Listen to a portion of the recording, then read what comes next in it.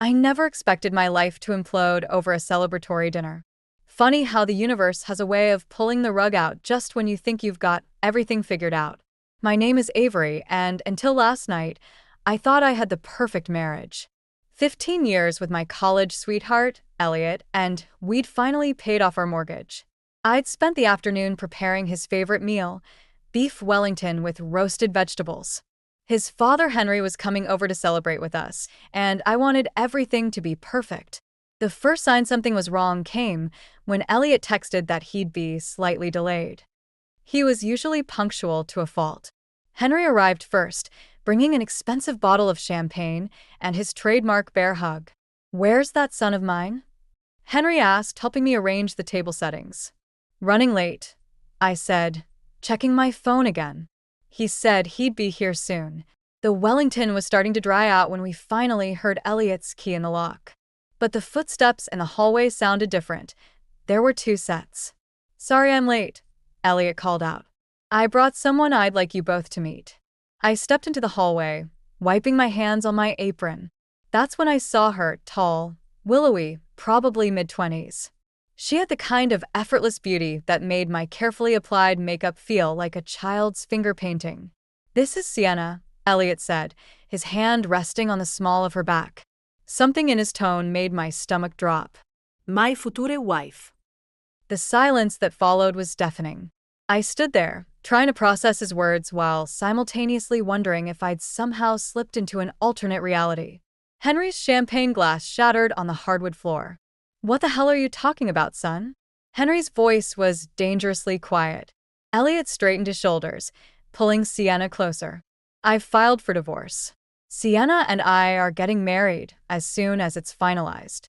I watched as if from outside my body as Sienna extended her hand toward me, a diamond ring catching the light.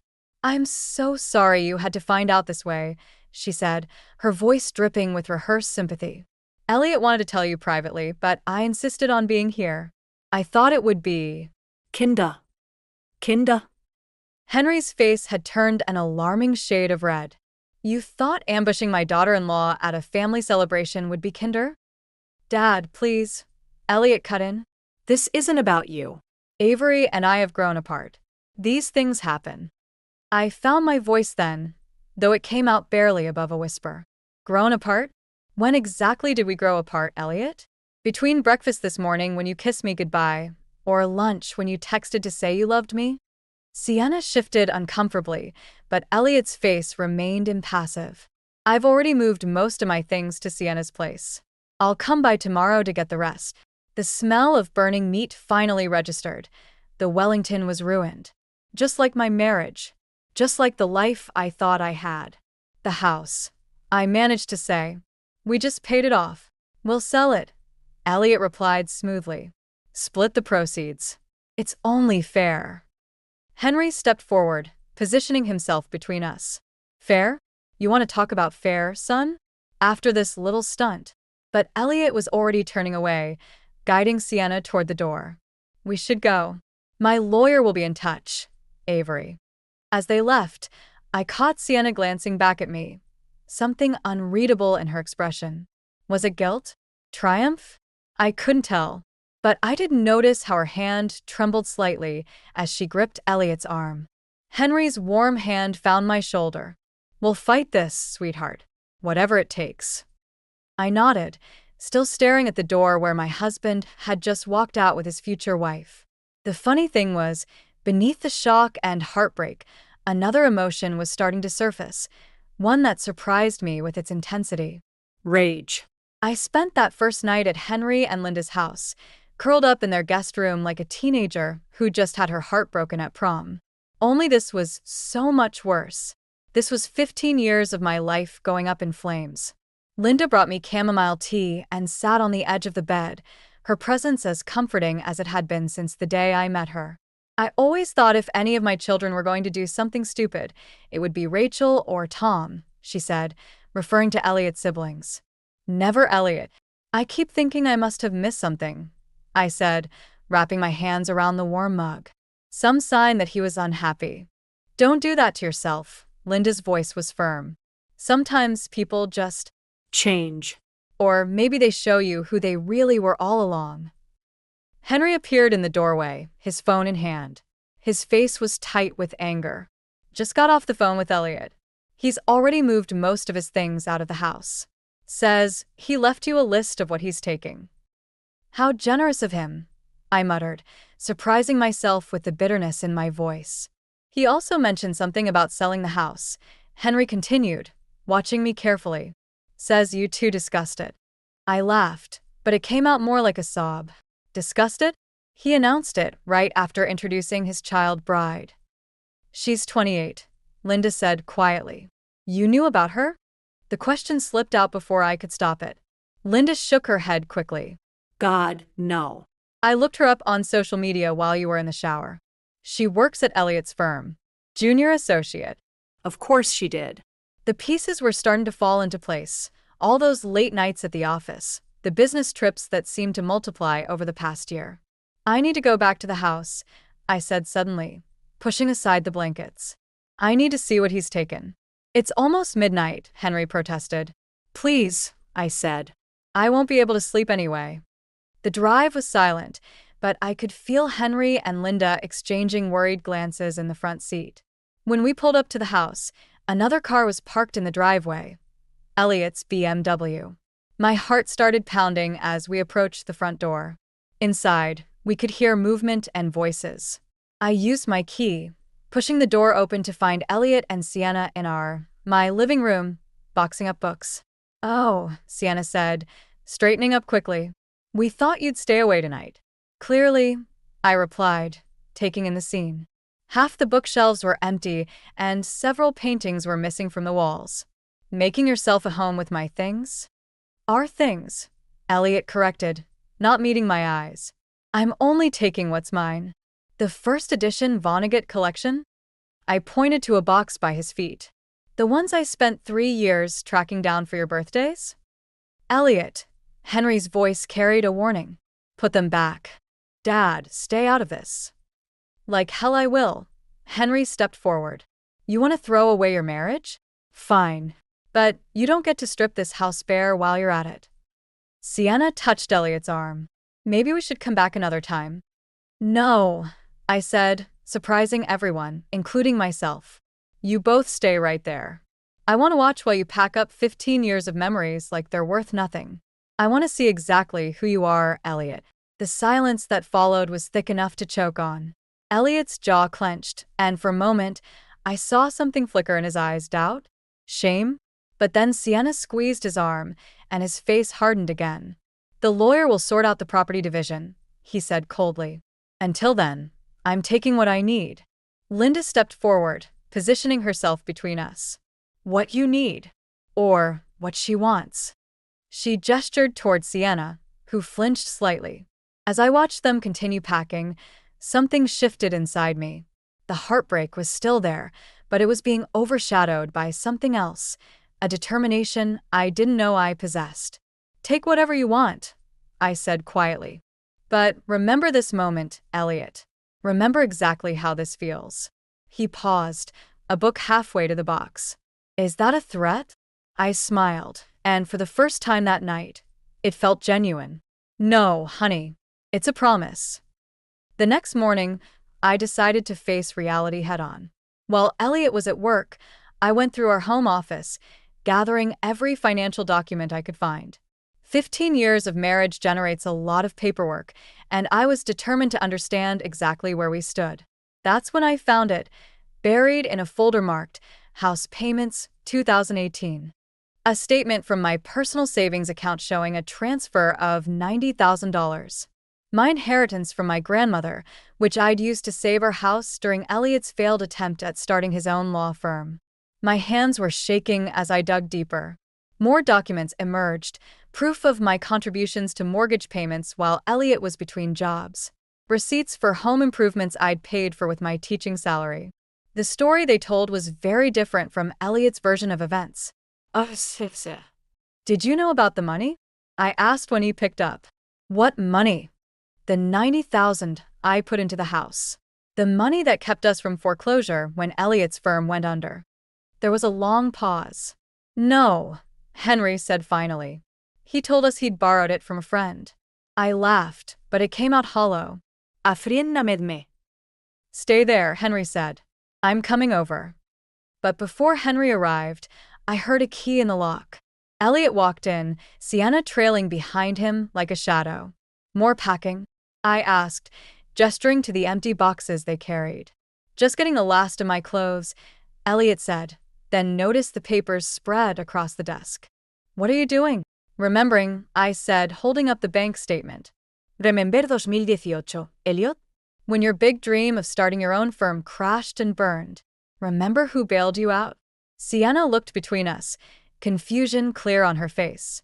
What is she talking about? Nothing, Elliot said quickly. Ancient history. $90,000 worth of ancient history, I corrected. My inheritance. The money that saved this house. Our house when you nearly lost it. Elliot's face reddened. That was a loan. A loan. I stood up, my voice steady despite the anger coursing through me. Show me the paperwork, Elliot. Show me where we agreed it was a loan. You're my wife, he snapped. Everything between us was shared. I emphasized. Past tense. Just like this house will be past tense when you sell it and split the proceeds. Except, I don't think that's going to work out quite like you planned. The front door opened again, and Henry walked in. His eyes narrowed at the sight of Elliot and Sienna. Perfect timing, I said. Elliot was just explaining how my inheritance doesn't count toward house ownership. Is that so? Henry's voice was dangerously quiet. Interesting legal theory, son. Want to run that by the Bar Association? Sienna stepped forward, her confidence visibly wavering. Maybe we should discuss this another time, when everyone's calmer. I am calm, I said, gathering the documents into a neat pile. In fact, I'm clearer than I've been in days.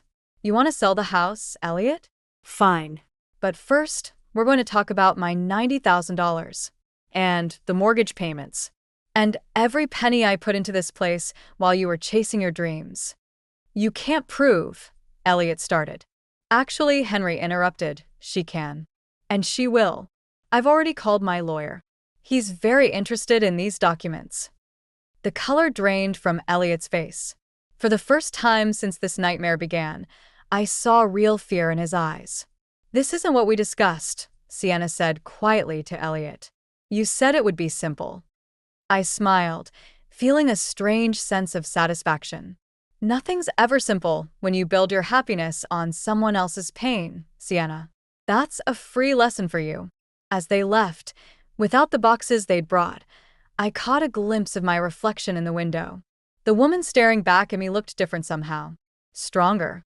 More determined. Henry squeezed my shoulder. You okay? No, I admitted. But I will be. And so will my house. The papers on the desk represented more than just money now. They were proof that I wasn't just a victim in Elliot's story. I was the author of my own. And I was just getting started. Henry's lawyer, Marcus, spread the documents across his mahogany desk like he was dealing cards. Each paper told a piece of our story, my story, but it wasn't until I saw them all together that I realized just how much of myself I'd poured into that house. The good news, Marcus said, adjusting his reading glasses, is that we have clear documentation of your financial contributions. The bad news is that Elliot's already filed for divorce, citing irreconcilable differences. Linda, who'd insisted on coming with me, leaned forward. But that doesn't change Avery's claim to the house, does it? Not directly, but… Marcus paused as his phone buzzed. His expression shifted as he read the message. Well, this is interesting. Elliot just listed the house for sale. My stomach dropped. He can't do that without my signature. Actually, he can. He's listed his intention to sell his portion of the property. And he's already received an offer. I gripped the armrests of my chair, trying to steady myself. From who? The buyer's name is redacted, but the offer is well above market value. Marcus removed his glasses. This feels calculated, Avery. Like someone's trying to force your hand. A memory surfaced, Sienna mentioning her family's real estate business during that awful dinner. The pieces clicked into place. It's her, I said. Sienna's family is trying to buy me out. Linda's hand found mine. You don't have to sell. No, but they can make my life difficult until I do. I stood up, needing to move. This was their plan all along, wasn't it? Get the house. Erase me completely. Marcus shuffled through more papers. There's something else you should see. He handed me a bank statement, Elliot's personal account. Notice the transfers starting last year? I scanned the document, my vision blurring as I processed what I was seeing. Regular transfers to an offshore account, starting just after I'd received my second inheritance following my aunt's death. He's been moving money, I whispered. My money. We can't prove it yet, Marcus said gently. But the timing. The timing is exactly when I told him about Aunt Sarah's inheritance. My laugh sounded hollow even to my own ears. He wasn't just planning to leave me. He was stealing from me. Linda stood up, her face flushed with anger. That son of a... A knock at the door interrupted her. Henry entered, looking grave. Sorry I'm late. I just had an interesting conversation with Rachel. Elliot's sister? I asked. What did she say? Apparently, Sienna's been bragging at work about their plans for the house. They're going to tear it down, build something new. She called it erasing the past to build their future. The room spun slightly. That house wasn't just property. It was where I'd planted my grandmother's roses, where I'd nursed Elliot through pneumonia, where I'd dreamed of raising our children. No, I said, surprising myself with the firmness in my voice. They don't get to erase me. Marcus leaned back in his chair. What do you want to do? I looked at the documents spread across his desk, proof of my contributions, my sacrifices, my life. Then I thought about Sienna's smug smile, Elliot's cold dismissal of our years together. I want everything, I said. The house, the money he stole, all of it. And I want them to remember what it feels like to have something taken from you. Henry stepped forward. I might be able to help with that. I still have connections at the firm's board of directors, and they'd be very interested in knowing about those offshore transfers. Are you sure? Linda asked him. He's still our son. Henry's face hardened. No son of mine steals from his wife and tries to destroy her home. We raised him better than that. I gathered the documents, my hands steady now. Marcus, what's our next move? He smiled, and there was something predatory in it. We go to war. As we left the office, I caught my reflection in the window again. The woman looking back at me wasn't just angry anymore. She was dangerous. And for the first time since this nightmare began, I felt truly powerful. Elliot wanted to erase our past? Fine. But first, I was going to make damn sure he remembered it. Sunday brunch wasn't my idea. Linda suggested it, with that gleam in her eye that told me she was plotting something. We're still family, she said. And family shows up. That's how I found myself sitting across from Elliot and Sienna at the Grove, the restaurant where we'd had our rehearsal dinner 15 years ago. Henry and Linda flanked me like bodyguards, while Rachel, Elliot's sister, completed our awkward party. The house is looking lovely, Linda said, stirring her coffee. Those new curtains in the living room are interesting. Sienna brightened. Thank you. I picked them myself. The old ones were so dated. The ones Avery's grandmother made? Linda's voice could have frozen hell. Those curtains survived 3 generations. I watched Sienna's smile falter, noticed how Elliot's hand tightened around his water glass. Small victories. Actually, Rachel chimed in, I heard you're planning some bigger changes than curtains. Sienna shot her a warning look, but Rachel continued. The demolition plans look ambitious. Though I suppose starting fresh is easier than dealing with all those memories. The table went silent. I carefully set down my fork, meeting Elliot's eyes. Demolition plans? It's not final, he said quickly. We're just exploring options. Options that include destroying the house my grandmother helped us buy. My voice remained steady, even as my hands shook under the table. The house where your father taught you to fix that squeaky floorboard in the hallway? Where your mother planted her prize-winning roses? Those roses are half dead anyway, Sienna interjected. The whole garden needs those roses.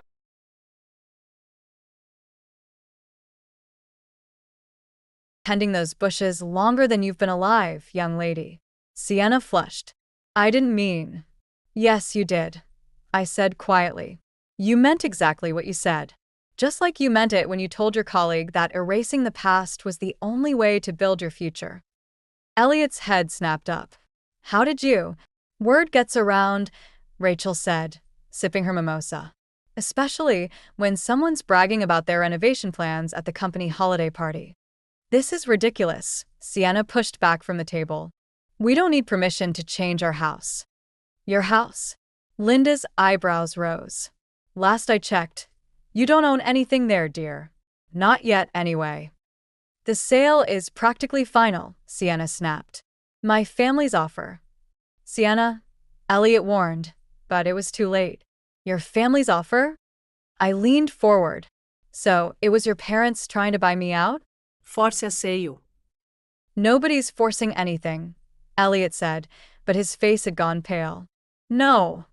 I pulled out my phone, scrolling to the photos I'd taken of those bank statements. Like nobody forced those transfers to your offshore account? The ones that started right after my aunt died. The color drained from his face. Sienna looked between us, confusion clear in her expression. What transfers? She asked. Nothing, Elliot said quickly. It's not what you think, Avery. I think it's exactly what it looks like. Henry's voice was cold. And I think the firm's ethics board will think so too. Sienna stood abruptly. I need some air. As she walked away, Elliot glared at me. Are you happy now? Destroying my relationship like I destroyed yours. No, Elliot, I said, standing up. I'm not happy, but I am done playing nice. You want to erase our past? Fine. But first, you're going to pay for it. Every penny you took, every memory you tried to steal, I'm coming for all of it. Rachel raised her glass. Now that's the sister-in-law I remember. Walking out of the restaurant, I felt lighter somehow. Let them tear down the house. Let them try to erase everything we built. Because now I had something better than a home. I had purpose. And watching Sienna cry in her car while Elliot stood helplessly beside it, that was just a bonus. Ready for the next phase? Henry asked as we reached our cars. I smiled, thinking of the documents waiting in Marcus's office. Oh, I'm just getting warmed up. The email from Marcus arrived at 3 a.m. House listing gone. Offer accepted. 3 words that made my world spin. I'd spent the last week gathering funds, liquidating investments, even considering a loan, all for nothing. Elliot and Sienna had won. I drove to the house in the pre-dawn darkness, needing to see it one last time. The garden was already showing signs of neglect. Linda's roses drooping, the lawn overgrown. Through the windows, I could see moving boxes stacked in the living room. My phone buzzed, Rachel calling. Did you hear? She asked without preamble. That your brother sold my life out from under me? Yeah, got the memo. No, Rachel's voice dropped. About Sienna's family. They're not just buying the house, they're buying the whole block. Some massive development project. They've been planning this for months. The pieces clicked into place. Elliot's sudden interest in Sienna, the rushed divorce, the offshore accounts. He knew, I whispered. He knew all along. There's more, Rachel hesitated. The firm's board meeting is tomorrow. They're making Elliot partner. I ended the call, my hands shaking. All those years supporting his career, and now he was getting everything he wanted. The promotion, the younger wife, the fresh start. While I sat in my car, watching the sun rise over the home, I was about to lose. A tap on my window made me jump. Henry stood there holding 2 coffee cups. Thought I'd find you here, he said, handing me one as I got out. Linda's worried sick. I'm fine, I lied, wrapping my hands around the warm cup. Sure you are. He leaned against my car. That's why you're sitting outside your house at dawn, looking like you haven't slept in days. It's not my house anymore. No. Henry pulled out his phone, showing me an email. Because according to this, the Brooks family's offer just fell through. Something about irregularities in their financing. I straightened. What? Turns out some anonymous source tipped off their investors about certain ethical concerns. The whole deal's on hold pending investigation. How did you? I may be retired, Henry smiled, but I still know how to make a few calls. The house goes back on the market today. For a moment, hope flickered. Then reality crashed back. I still can't afford it. Not alone. Who said anything about alone? He handed me another document, a bank statement showing a transfer from his retirement account. Linda and I talked it over. Consider it an early inheritance. Henry, I can't. You can and you will. His voice was firm. That house isn't just yours and Elliot's. It's where Linda nursed me through cancer, where we celebrated every Christmas, where our grandchildren were supposed to play someday. He paused. Family protects family, even from itself. A car pulled into the driveway. Elliot's BMW. He got out looking disheveled, Sienna nowhere in sight. What are you doing here? He demanded, storming over. Saying goodbye, I replied, taking a sip of coffee. Unless. Unless what? Unless you'd like to hear my offer. He laughed, but it sounded hollow. Your offer? With what money? With the money you stole from me, I said quietly. Plus interest. Plus Henriette's retirement fund. Plus everything I've saved while you were playing house with Sienna. The color drained from his face. You're bluffing. Try me. I stepped closer. Or we can discuss those offshore accounts with the ethics board tomorrow, right before your partner announcement. You wouldn't. Wouldn't I? You took everything from me, Elliot. My marriage, my future, my trust. But this house. I gestured to the building behind us. This is where I draw the line. He stared at me for a long moment, then at his father. Finally, his shoulders slumped. How much? As we hammered out the details, I watched the sun climb higher, casting long shadows across the lawn. Linda's roses seemed to straighten in the morning light, as if they knew they weren't going anywhere after all. Sometimes rock bottom isn't where you end. Sometimes it's where you finally find solid ground to push back up. And I was done falling. The ethics board meeting was scheduled for 9, but I arrived at the firm by 8, settling into the lobby with a cup of coffee and the morning paper. I wasn't there to attend, just to watch the aftermath. Rachel texted updates from inside. Board reviewing evidence now. Elliot looks like he's about to throw up. Good. At 8:45, Sienna burst through the lobby doors, her designer heels clicking against the marble floor. She stopped short when she saw me.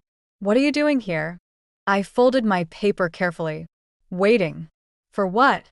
To see him lose everything. Her voice cracked slightly. Isn't taking the house enough? The house was mine to take back, I said, standing. Just like the partnership was his to lose. You vindictive bit. Careful, I interrupted. Your future father-in-law is about to lose his job. Might want to watch what you say to the person who is proof of your family's illegal development schemes. The color drained from her face. How did you? No. About how your family pressured other homeowners. About the falsified environmental reports. I smiled. Let's just say Rachel isn't the only one who pays attention at office parties. The elevator dinged, and Henry stepped out, his face grim. It's done. Sienna rushed past him toward the boardroom. Through the lobby windows, I could see Elliot emerging from the building's side entrance, his tie loose, his jacket missing. Go, Henry said softly. End this. I found Elliot in the parking garage, sitting on the concrete steps, his head in his hands. He looked up as I approached, and for the first time since this began, I saw my husband, not the stranger who'd replaced him. Happy now? He asked, his voice hollow. No. I sat beside him, leaving space between us. I wanted you to feel what I felt, to know what it's like to have everything stripped away. But now. I gestured to his defeated posture. It doesn't feel like victory. They're launching a full investigation. The offshore accounts, the development deals, everything. He laughed bitterly. Sienna's family is probably already distancing themselves. Can't have their daughter married to a disgraced lawyer. Is that what you wanted? To be part of their world. I wanted. He paused, struggling. I wanted to be more than the scholarship kid who married his college sweetheart. More than the son who needed his father's connections to get ahead. So you became the man who betrayed everyone who loved him instead. He flinched. I never meant to hurt me, to steal from me. To destroy your home. I stood up. The funny thing is, Elliot, you already were more. You were the man I believed in, the partner I supported, the person I trusted most in the world. Avery. But that man's gone now. I reached into my bag, pulling out an envelope. These are the original documents, the bank transfers, the development plans, everything. The board has copies, but these are yours. He took the envelope with trembling hands. Why?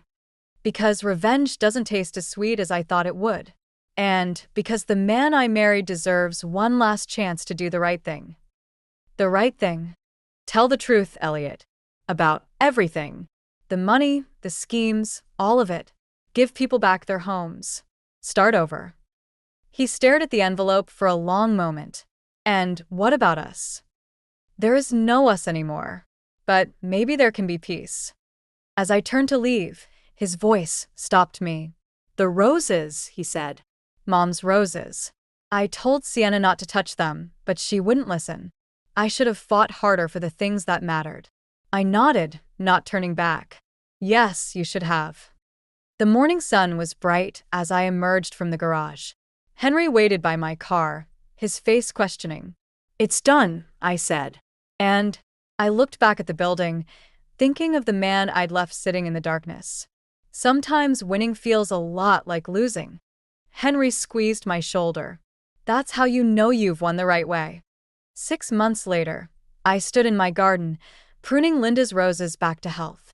The morning sun cast long shadows across the lawn, and somewhere in the distance, a lawnmower hummed. The newspaper on my porch told the story in black and white. Brooks' development project canceled.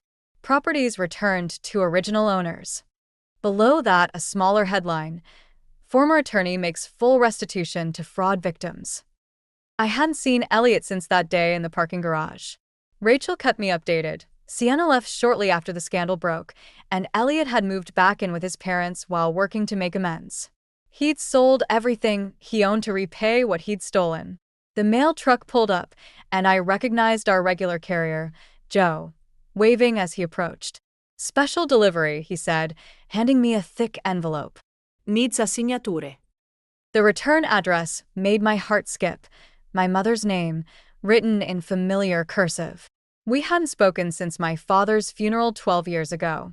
Inside, I found a letter and an old photograph. The picture showed my mother in a garden much like mine, kneeling beside her own rose bushes. On the back, she'd written, "Some things are worth fighting for. Some things are worth letting go." The doorbell rang as I was reading the letter. Linda stood there, holding a ceramic pot with a tiny rose bush. "Found this at the garden center," she said. "It's the same variety as the ones your grandmother gave us for your wedding." I led her to the backyard, where we'd been slowly rebuilding the garden. Henry had helped me install new beds, and Rachel had contributed some herbs. Even Tom, Elliot's younger brother, had shown up one weekend with mulch and tools. "I got a letter," I said, showing Linda the envelope. "From my mother." She nodded, unsurprised. I might have sent her a note. Told her about everything that happened. About how strong you've been. Before I could respond, another car pulled into the driveway. Henry emerged, followed by Elliot. My first instinct was to retreat, but Linda's hand on my arm stopped me. "He asked to come," she said softly, "to see the roses." Elliot approached slowly, looking different than I remembered, humbler somehow, more like the boy I'd fallen in love with in college. He carried a small box. "I found these," he said, holding it out, "while packing in my parents' attic. Thought you might want them." Inside were packets of seeds, all carefully labeled in my grandmother's handwriting. Seeds we'd saved together from her garden, planning for our future. "The investigators finished with the offshore accounts," he said quietly. "Everything's been returned. I'm working at a legal aid clinic now, helping people fight predatory development deals." "Good," I said and meant it. "I'm sorry," he added. "Not just for the money or the house. For forgetting who we were. Who I was supposed to be." I looked at the seeds in my hands, then at my mother's letter. Sometimes we have to lose everything to remember what matters. The roses look better, he observed, glancing at the garden. They're survivors, Linda said, like their caretaker. As they left, Elliot to his new life, Henry and Linda to their Sunday plans, I sat in my garden reading my mother's letter. She wrote about regret, about pride, about the years we'd lost to stubbornness and hurt, about wanting to try again. The final paragraph caught my throat. I watched you fight for your home, for your dignity, for justice. You're stronger than I ever was. But strength isn't just about fighting. Sometimes it's about knowing when to open the door to second chances.